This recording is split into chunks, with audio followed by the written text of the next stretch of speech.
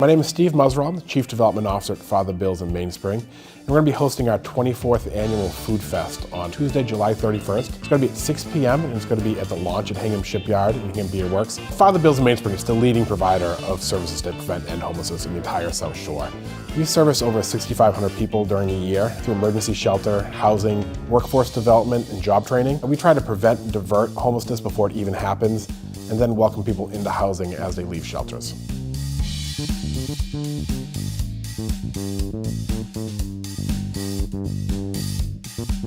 For the last 4 years, the launch at Hingham Shipyard has hosted the Food Fest. The Food Fest features 40 food and beverage providers, some of the best places here on the South Shore. There's food tastings, there's an auction with some great prize, there's going to be a band. It's a very casual event. It's not your typical fundraising event.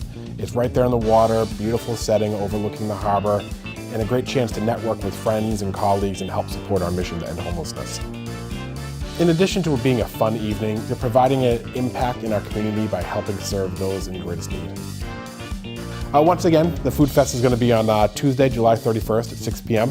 It's going to be at the launch at Hingham Shipyard, and we hope to see you there.